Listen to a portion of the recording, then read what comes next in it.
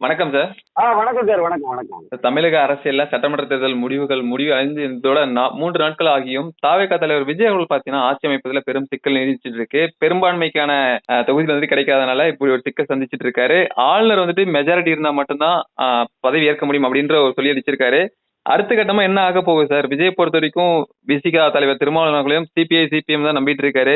என்ன ஆக போகுது சார் அரசியல் களத்துல? அதாவது கவர்னர் மாளிகை அப்படிங்கிற மக்கள் பவன் அவங்க என்ன தகவலை வெளியிட்டிருக்காங்க அப்படின்னா, தாவேகா தலைவர் அதாவது தாவேகா வந்து தனிப்பெரும் கட்சியாக வந்து நாங்க ஒரு தனிப்பெரும் கட்சியா இருக்கோம், அதனால எங்களை ஆட்சி அமைக்க கூடுங்கன்னு சொல்லிட்டு அவர் சொல்லல. யாரு விஜய் போய் அப்படி சொல்லல அப்படிங்கிற தகவலை சொல்லியிருக்காங்க. தாவேகாவை ஆட்சிக்கு அழைக்காதது குறித்து மக்கள் அந்த இது சம்பந்தமாக அவங்க கொடுத்த விளக்கத்துல இதெல்லாம் சொல்லியிருக்காங்க. அதாவது இந்த சூழ்நிலையில என்ன முடிவு எடுக்கணுங்கிறத, ஏன்னா தாவேகாவுக்கு விஜய் கட்சிக்கு 108 எம்எல்ஏ தான் இருக்காங்க. அதுலயும் ஒண்ணு மைனஸ் ஆயிரும். ஒரு 2 இடத்துல இவர் நிக்கிற 2ல ஏதாவது ஒண்ணுதான் வந்து இவர் வச்சுக்க முடியும், ஒன்னு ரிசைன் பண்ணாம ஒரு எம்எல்ஏ அதுல போயிட்டாங்க. 107 கூட இவங்க 5 பேர் காங்கிரஸ்ல இருந்து சேர்ந்திருக்காங்க. அப்போ 107 பிளஸ் ஒரு 5ன்னா 112ல போய் நிக்குது. அதாவது விஜய் இருக்கக்கூடிய எண்ணிக்கை அடிப்படையில நம்பர் அடிப்படையில பார்க்கும்போது 108ல ஒண்ணு மைனஸ் ஆகி போச்சு, 107ன்னு வந்துட்டு 7 12 அதுல அந்த 112 தான் இருக்கு. அப்ப 112ல இருந்து அதை வந்து 118 அவங்க கொண்டு வரணும். அப்ப இந்த இன்னொரு 6 சீட்டு அவங்களுக்கு தேவைப்படுது. 6 சீட்டு வந்தா தான் 112 பிளஸ் ஒரு 6 118 வரும். அப்ப இது அவருடைய நெருக்கடி. அப்ப அதுக்கு வந்து அவங்க ஏற்கனவே வந்து இது திருமாவளவர்கள்ட்ட பேசிட்டாங்க, ஏற்கனவே கடிதம் எழுதினதா சொல்றாங்க, அவங்க பேசிட்டு தான் இருக்காங்க. அதே மாதிரி வந்து 2 கம்யூனிஸ்ட்காரங்கிட்டையும் பேசிட்டாங்க, அவங்களும் அம்மா எங்கிட்ட பேசிட்டு இருக்காங்கன்னு சொல்லிட்டாங்க.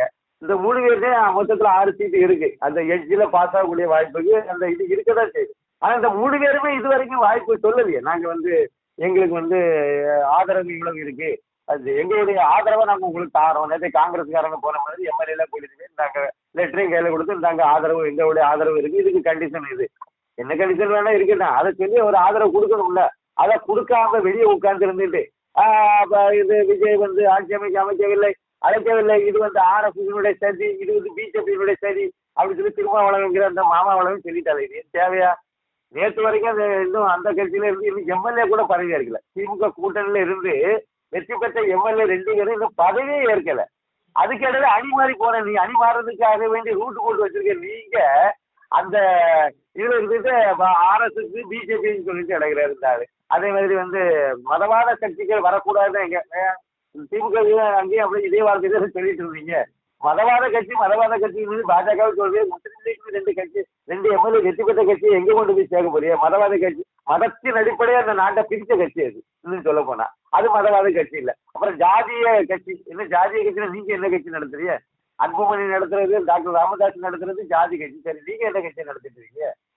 நீங்க வெறும் பறையர் சமுதாயத்துக்கு மட்டுமே ஒரு கட்சியை நடத்தி விட்டு இது ஜாதி கட்சி கிடையாதான், இது ஜனநாயகத்துல எல்லாத்துக்கும் தான் போராட்டம் நடத்துதான் அந்த கட்சி அப்படின்னு நம்பணும்னு எதிர்பார்க்கிறாங்க. என்ன கணக்கு? சரி, போட்டு போட்டு விடுங்க. இப்ப இவர்கிட்ட 6 சீட்டு 6 பேர் இருக்காங்க. இந்த 6 போச்சுன்னா கம்ஃபர்டபுள் மெஜாரிட்டி வந்துட போகுது. கவர்னர் நீங்க முதலமைச்சரா பதவி இருக்குன்னு சொல்ல போறாங்க. இவங்க வந்து எங்களுக்கு மெஜாரிட்டி இருக்கு, 118ங்கிற அந்த நம்பர் எங்ககிட்ட இருக்கு, அதுக்காக வேண்டி நீங்க வந்து எங்களை வந்து ஆட்சி அமைக்க கோரணும் அப்படின்னு சொல்லிட்டு கேட்கவே இல்லை. எங்கிட்ட மொத்தத்துல நேற்றைக்கு போனாங்க, விஜய் போனாரு. அவர்கிட்ட வந்து உங்களுக்கு வந்து ஏன்னா ஆதரவு, அதாவது 2021ல ஸ்டாலின் வந்து ஆட்சி அமைக்கணும்னு இவ்வளவு போய் கோர்றாரு. நீங்க எவ்வளவு பேர் எங்களுக்கு ஆதரவு எதெல்லாம் இருக்கு கொண்டு வாங்கன்னு கேட்கவே இல்லை. ஏன்னா தேர்தல் கமிஷன் கொடுத்த ரிப்போர்ட் படி அவங்க கொடுத்த அந்த இறுதி புள்ளி விவர அடிப்படையிலேயே வெற்றி பெற்ற எம்எல்ஏக்கள் எந்தெந்த கட்சிக்கு எவ்வளவு இருக்குங்கிற லிஸ்ட் அடிப்படையிலே திமுக வந்து அதிகமான எண்ணத்துல வெற்றி பெற்றிருக்குங்கிறது தெரியும். கவர்னருக்கு அந்த புரிதல் அவருக்கு இல்லாம ஒருத்தர் கவர்னரா உட்காருவாங்க. அதனால அவங்ககிட்ட இதை பத்தி கேட்கல. இப்ப ஏன் கேட்கறாங்கன்னா, ஒரு மொத்தமே 108 தான் வந்திருக்கு உங்களுக்கு, அதுல ஒண்ணு இழக்க போறீங்க. அப்ப 107 தான் சேருது. இந்த 107 வச்சு நீங்க எப்படி நிலையான ஆட்சியை கொடுக்க முடியும்? அப்போ உங்களுக்கு கூட்டணி ஆட்சி தான் கொடுக்க போறீங்க. அப்ப இந்த கூட்டணிக்கு உங்களுக்கு யாரெல்லாம் ஆதரிக்க போறாங்க? இதை ஒரு கவர்னர் கேட்க மாட்டாரா? அதைத்தான் கேட்டாரு. கேட்டு இது அனுப்பி விட்டாரு. இவங்க வந்து உடனே சொன்னாங்க, இல்ல எங்களுக்கு இன்னும் ஆதரவு இருக்கு 5 பேர்னாங்க. சரி, அதையும் கொடுத்துட்டீங்க. இப்ப வந்து காங்கிரஸோட சேர்த்து இன்னும் பத்த மாட்டேங்குது. அப்ப மற்றவங்களுடைய ஆதரவு கொண்டு வாங்கன்னு சொல்லி அனுப்பியிருக்காரு. அவ்வளவுதான். அதை இங்க வெளியே ஒரு கிளப்பி விட்டாங்க. என்ன கிளப்பி விட்டாங்கன்னா, ஆட்சி அமைக்கப்பதற்காக கவர்னர் அழைப்பு விடுத்து விட்டார், அதனால வந்து அவர் அங்க போயிருக்காரு. அங்க போயிட்டு வந்துட்டாரு விஜய்.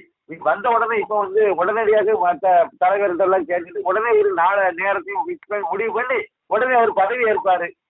தனிப்பெரும் கட்சியாக நாங்க தான் இருக்கோம், அதனால எங்களுக்கு வாய்ப்பை தாருங்கன்னு கவர்னர்கிட்ட கேட்டா, கவர்னர் ஆல்டர்னேட்டிவா இருக்கக்கூடிய ஆப்ஷனை யோசிக்க தானே செய்வாரு. திமுகவுக்கு வந்து 2வது பெரிய கட்சியா இருக்காங்க, 3வது பெரிய கட்சியா அதிமுக இருக்கு. இவங்க எல்லாம் என்ன நிலைப்பாடு எடுக்க போறாங்க? இந்த 2 கட்சியும் இன்னும் வெளியே வர, இவங்களுக்கு ஆதரவு இதுவரைக்கும் அதிகாரப்பூர்வமா தெரிவிக்காத இது விடுதலை சிறுத்தைகள், அப்புறம் 2 கம்யூனிஸ்டுகள் என்ன முடிவு எடுக்க போறாங்கிறது, உறுதியான முடிவு என்ன எடுக்க போறாங்க யாருக்கும் தெரியாது. தாவக்காவை ஆதரிக்கலாம், ஆதரிக்காமவும் இருக்கலாம். ஒருவேளை ஆதரிக்காம இருந்து இந்த கும்பல் அப்படியே திமுக கூட போய் திமுகவும் அதிமுக கூட்டணி வச்சுன்னா என்ன பண்ணி போறீங்க? அங்கேயும் ஒரு வாய்ப்பு இருக்கு, இல்லைன்னு இப்படி சொல்ல முடியாது, நிராகரிக்க முடியாது. அங்கேயும் ஒரு வாய்ப்பு இருக்கு, அங்கேயும் ஒரு அவங்களுக்கும் ஒரு சூழ்நிலை இருக்கதானே செய்யுது. அவங்க கையிலும் எம்எல்ஏக்கள் இருக்கதானே செய்யறாங்க. இப்ப அதாவது திமுக கையில இப்ப வந்து 68 எம்எல்ஏ இருக்காங்க, திமுக கூட்டணி. அந்த விடுதலை சிறுத்தைகள், 2 கம்யூனிஸ்ட், அப்புறம் வந்து முஸ்லீம் லீக் கூட தான் இருக்குன்னு சொல்லிட்டாங்க, மாற போறது இல்லைன்னுட்டாங்க. இவங்க இதுல சேர்த்து பாத்தீங்கன்னா அங்கேயும் ஒரு 68 இருக்காங்க. திருப்பி இந்த பக்கம் எடப்பாடி பழனிசாமி கிட்ட கேட்டீங்க பாத்தீங்கன்னா அதிமுக கூட 47 சீட்டு இருக்கு கையில. அது போல வந்து அன்புமணி ராமதாஸ் கூட இருக்காரு. சீட்டுக்கு திணையர்களுக்கு ஒரு எம்எல்ஏ இருக்கு, பாஜகவுக்கு ஒரு எம்எல்ஏ இருக்கு. இவ்வளவு சூழ்நிலைகள் இங்க இருக்கு. இந்த 2 பெரிய கட்சிகளும் சேர்ந்து அதிமுகவும் திமுகவும் சேர்ந்து ஒரு கூட்டணி வச்சு நாங்க ஒரு கூட்டணி மந்திரி சபை அமைக்க போறேன்னு முடிவெடுக்க கூடாதுன்னு ஒரு சட்டத்துல இருக்கா? ஒண்ணு கிடையாது, என்ன வேணாலும் நடக்கலாம். இல்ல எடப்பாடி பழனிசாமியே வந்து தாவேக்காவை ஆதரிக்க போறேன்னு கூட நீங்க செய்யலாம். அதுக்கு என்ன பிரச்சனை என்ன நமக்கு தெரியாது. இல்ல திமுக கூட நாங்க வந்து வெளியே இருந்து ஆதரிக்கிறோம் அப்படின்னு சொல்லிட்டு விஜய் வந்து ஆதரிக்கலாம். எது வேணாலும் நடக்கலாம். இந்த ஏன்னா இதுக்கு முன்னாடி மகாராஷ்டிராவில திமுக அதாவது பாஜக அணியில இருந்து வெற்றி பெற்றவர் தான் உத்தவ் தாக்கரே சிவசேனா. அவர் அப்படி வெற்றி பெற்று அந்த கூட்டணி வெற்றி பெற்ற கூட்டணி ஆட்சி அமைக்கக்கூடிய அளவுக்கு போதுமான அளவுக்கு அதை தாண்டி எம்எல்ஏ கிடைச்சிட்டாங்க. கூட்டணியே வெற்றி பெற்று கூட்டணியை ஆட்சி அமைக்கக்கூடிய சூழ்நிலையில அப்படியே அதுல இருந்து உத்தவ் தாக்கரே சிவசேனாவை வெளியே புடிங்கிட்டு வந்து நான் வந்து உங்களுக்கு உங்களை முதலமைச்சர் ஆக்குறேன்னு சோனியா காந்தி சொல்லல. அந்த அம்மா சொன்னதை நம்பி இவங்க வெளியே வரல, வந்து முதலமைச்சராகவும் உட்காரல, 2 வருஷம் இருந்து ஆட்சி நடத்தல. அதுக்கு கூட ஒண்ணுக்கு இல்லாம போய் கட்ட மாட்டாங்க. அந்த சிவசேனாவே அடகு வச்ச கதை, அது வேற கதை. இப்படி செய்தா அப்படிதான் வருங்கிறது மக்கள் பார்த்துட்டு இருக்காங்க, அது செய்வாங்க. ஆனா இந்த சூழ்நிலைன்னு ஒண்ணு இருக்குல்ல, அதை பார்க்கும்போது இதெல்லாம் சாத்தியம் கூறுகள் உள்ள அம்சங்கள்னு நான் சொல்ல வரேன், வேற ஒண்ணும் இல்லை. அதிமுகவும் திமுகவும் நினைக்கலன்னா இன்னொரு 4-5 வருஷம் கழிச்சு பழையபடி இதே வேலையை தான் செய்வாங்க, பழையபடி வந்து இதே வந்து திமுகவும் எடப்பாடி பழனிசாமி பழையபடி கூட்டணி வைப்பாங்க. ஏன்னா ஒரு 2-3 வருஷத்துக்கு முன்னாடி சொல்லிட்டேன், பழைய பாராளுமன்ற தேர்தலுக்கு முன்னாடியே இந்த தகவலை நான் பதிவு பண்ணியிருக்கேன். இது நடக்குங்கிறது தான் என்னுடைய கணக்கு கூட. அதனால இப்போதைய சூழ்நிலையில ஆட்சி அமைக்கிறதுக்கு வந்து தனிப்பெரும் கட்சிங்கிற அடிப்படையில உரிமை கோரி அவர் கேட்கல. யாரு? விஜய் வந்து கேட்கல. யாருக்கும் மெஜாரிட்டி இல்லைங்கிறது அடுத்த ஆப்ஷன்ல போகும்போது தனிப்பெரும் கட்சிங்கிற அடிப்படையில போவாங்க. இப்ப நாங்க கூட்டணியா ஆட்சி அமைக்க போறோம்னு சொல்லி 5 பேரை சேர்த்து காங்கிரஸ் கட்சியினுடைய 5 உறுப்பினருடைய பட்டியலை கொண்டு கொடுத்ததுனாலதான் 13 அப்படிங்கிற 12 வரும்போது இவங்களுக்கு மெஜாரிட்டி இல்லை. இவர் 2ல 1 காலி ஆயிரும், அதையும் சேர்த்து போனா 12 தாங்க வரும். அந்த 12ங்கிறது 18 இல்ல, எண்ணிக்கை வந்து மெஜாரிட்டியில இல்ல. மெஜாரிட்டி இல்லாம இருக்கே, நீங்க அதுக்கப்புறம் அதை கொண்டு வாங்கன்னு கேட்கிறாரு. அப்ப எதுவும் இவரு போய் சொல்லுவாரு, இல்ல தனி மெஜாரிட்டி தனி பெரும் கட்சிங்கிற அடிப்படையில எனக்கு நீங்க ஆட்சி அமைக்க உரிமைக்கு வரணும், எனக்கு அந்த உரிமை இருக்கு சட்டப்படி, அதனால நீங்க என்ன கூப்பிடுங்க அப்படின்னா அவர் மற்ற கட்சிகளையும் கூப்பிடுவாரு. உடனே எடப்பாடி பழனிசாமி கூப்பிடணும், அப்புறம் வந்து அந்த பக்கம் திமுக தலைவர்களை கூப்பிடணும். கூப்பிட்டு நீங்க வந்து என்ன முடிவெடுக்க போறீங்க, நீங்க ஏதாவது வேற ஏதாவது உங்களுக்கு வாய்ப்பு இருக்குதா, தனி பெரும்பான்மை இல்லாட்டா கூட கூட்டணி ஆட்சி அமைக்க உங்களுக்கு ஏதாவது வாய்ப்பு இருக்குதா, நீங்க ஏதாவது அதுக்கு சந்தர்ப்பம் இருக்கான்னு அவங்ககிட்ட கேட்கணும்ல. அவங்களும் வெற்றி பெற்றவங்க தானே. 2 முக்கியமா வந்து இவங்க எல்லாம் நாம் தமிழர் 0 அவருக்கு இல்ல. ஆனா மற்ற 3 பேருக்கு இருக்குது. திமுக கூட்டணி இருக்கு, அதிமுக கூட்டணி இருக்கு, இவங்க தனியா இருந்து வெற்றி பெற்றிருக்காங்க. அந்த 3 பேர்ல ஒருத்தர் தான் இப்ப உள்ள வந்திருக்காரு. பாக்கி 2 பேருடைய மனநிலை என்னன்னு கேட்கதான் செய்வாரு. உடனே வந்து இவரு கவர்னர் வந்து நேரு வந்து அவர் வந்து RSSக்காரரு, அவர் வந்து திமுகவுக்கு தான் பிஜேபியினுடைய அஜெண்டாவை தான் செய்யறாரு. திருமாவளவனுக்கு வாய திறந்தா போய் இவ்வளவு நாளும் விஜய் வந்து அதை திட்டி கிடந்தாரு. விஜய் வந்து RSS கைகூலி, அது RSS அஜெண்டாவை செயல்படுத்த வந்த கட்சி, இப்படி எல்லாம் பேசிட்டு இப்ப விஜய் ஆதரிக்க போறேங்கிறாரு. விஜய்க்கு வந்து ஏன் நீங்க வந்து அவரை கூப்பிடுங்க அப்படிங்கிறாரு. கூப்பிடுங்கன்னு சொல்றதுக்கு நீங்க லெட்டரை கொண்டு கொடுத்தீங்கன்னா அவருக்கு மெஜாரிட்டி கிடைக்க போது தானாகவே கவர்னர் கூப்பிட்டு பதவியேற்பு விழாவை நடத்த போறாரு. அந்த முடிவை ஒன்னால 2 எம்எல்ஏ துக்கடா எம்எல்ஏ வச்சுட்டு உங்களாலே முடிவு எடுக்க முடியல, அப்புறம் கவர்னர் மட்டும் எப்படி முடிவு எடுப்பாரு? எல்லாத்துக்கும் மேல கடவுள் ஒருத்தர் இருக்காங்கிறது தான். இந்த தாவேக்கான்னு சொல்லக்கூடிய இந்த ஜோசப் விஜயினுடைய கட்சியினுடைய தேர்தல் வாக்குறுதியில் என்ன தெரியுமா சொல்லியிருக்காங்க? திமுகவினுடைய அதே ஒரு நிறைய வாக்குறுதி அதான் வச்சிருக்காங்க. அதுல ஒரு முக்கியமான வாக்குறுதி என்னன்னா, கவர்னர் தேவையில்லை. நாங்க கவர் சட்ட ரீதியாக கவர்னர் இல்லாத ஒரு இதை உருவாக்கவே முடியாது. இந்திய அரசியல் சட்டப்படி அப்படி உருவாக்கணும்னா நீங்க வந்து தேசிய அளவுல பாராளுமன்றத்துல முடிவு செய்து நீங்க அங்க சட்டமெல்லாம் நிறைவேற்றி தான் நடைமுறைப்படுத்த முடியும் அப்படிங்கிற சூழ்நிலை இருந்தும் அது தெரிந்தும் திமுகவினுடைய வாக்குறுதி அப்படியே தூக்கி வச்சாங்க. கவர்னரே வேண்டாம். இப்ப அந்த கவர்னர் தான் பிச்சை எடுத்துக்கிட்டாங்க. ஏன் போறீங்க? கவர்னரை வீட்டுக்கு வர சொல்லுங்க, இல்லைன்னா வேற யாரையாவது வச்சு பண்ண முடியுமா, சட்டத்துல இடதுக்கான்னு தேடுங்க.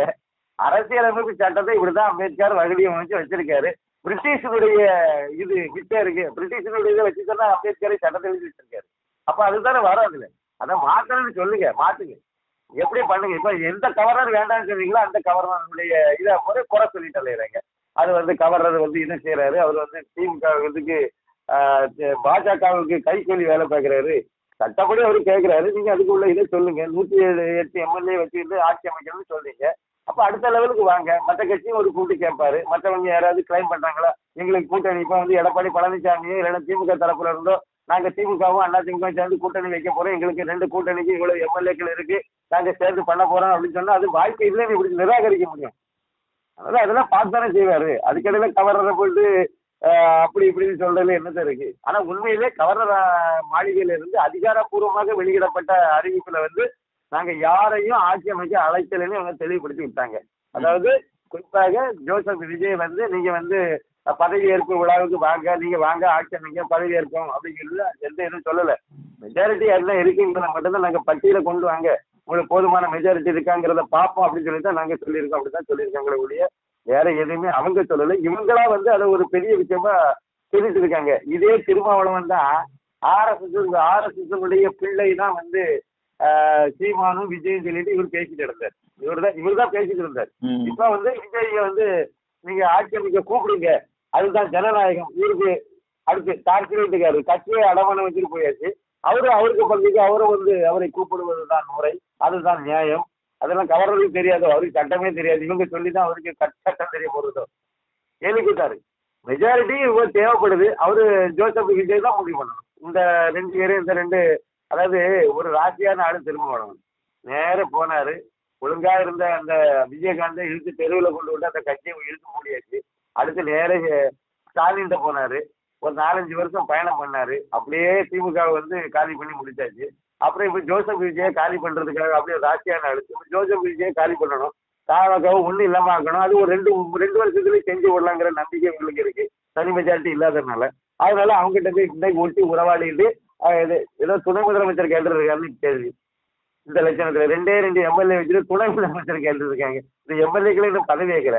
அது திமுக போட்ட திட்டம். அதுல இருந்து வந்துட்டு இப்ப அங்க இருந்து அணி மாறுறது மட்டும் இல்ல, இங்க எங்களுக்கு வந்து ஒரு பெரிய பதவி வேணும்னு கேட்டுட்டு இருக்கக்கூடிய கோஷ்டி இது. என்ன வேணாலும் நடக்கலாம் சார், இதுதான் நடக்கும். இதுதான் அரசியல். மக்கள் பார்த்துட்டு இருக்காங்க. அடுத்த கட்டமா விஜய் வந்து என்ன முடிவெடுக்கிறாருங்கிறத நம்ம கொஞ்சம் பொறுத்து இருந்து தான் பார்க்கணும். அவர் ஒருவேளை அதிமுகவுடைய அதை என்ன பேசிட்டு இருக்கலாம். நேற்றுக்கே பேசுறத ஆனந்த் வந்து புஷி ஆனந்த் வந்து எடப்பாடி பழனிசாமியை சந்திச்சாருங்கிற மாதிரி எல்லாம் தகவல் வெளியே வந்துச்சு. அது உண்மையா பொய்யா, சந்திச்சு பேசினாங்களா பேசல நமக்கு தெரியாது. வாய்ப்பு இல்லாம இருக்காது. அதையும் பேசியிருப்பாங்க.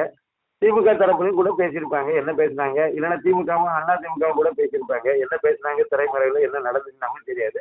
அடுத்தடுத்த தகவல்கள் வந்து என்ன வெளியே உறுதிப்படுத்தப்பட்ட தகவல் வெளியே வரும்போது தான். ஏன்னா இவ்வளவு நேரமும் வந்து ஆட்சி அமைக்க கூப்பிட்டாரு பரப்பி விட்டு நடந்தாங்க. இப்ப அதிகாரப்பூர்வமா கவர்னர் மாளிகையிலிருந்து தகவலை வெளியே போட்டு உடைச்ச பிறகுதான் வெளியே உண்மை என்னங்கிறதே தெரியுது. கூப்பிடவே இல்லை. தனிப்பெரும் கட்சி அதனால வாங்கன்னு அவர் கூப்பிடவே இல்லை. உங்களுக்கு மெஜாரிட்டி இருக்க கூட்டணின்னு சொல்லிட்டீங்க. தனி கட்சிக்கு தனிப்பெரும் கட்சியா நீங்க வந்துட்டீங்க, அது தெரியும். உங்களுக்கு ஆட்சி அமைக்கிறதுக்கு 18 தேவைப்படுது. 118 பேருடைய ஆதரவு உங்களுக்கு இருக்காங்கிறது எனக்கு தாங்க அந்த லிஸ்ட்டை கொடுங்கன்னு அவர் கேட்டிருக்காரு. இவங்க வந்து இன்னைக்கு 5 பேருடைய லிஸ்ட்டை மட்டும் கொண்டு கொடுத்துருக்காங்க. அந்த அப்புறம் எல்லாம் சேர்த்து உங்களுக்கு வரக்கூடியது வந்து மொத்தமே இவ்வளவுதான் வருது, 112. அதே நீ 8ங்கிற கணக்கில் வச்சா கூட 113 தான் வருது. மிச்சத்துக்குள்ளதை நீங்க கூட்டிட்டு வாங்கன்னு சொல்லியிருக்காரு. அவ்வளவுதான், முடிஞ்சு போய் அது சொல்லி அனுப்பியிருக்காரு. இவங்க அதுக்கடையில வெளியே வந்தவரும் விஜயும் இதை வெளியே சொல்லலை.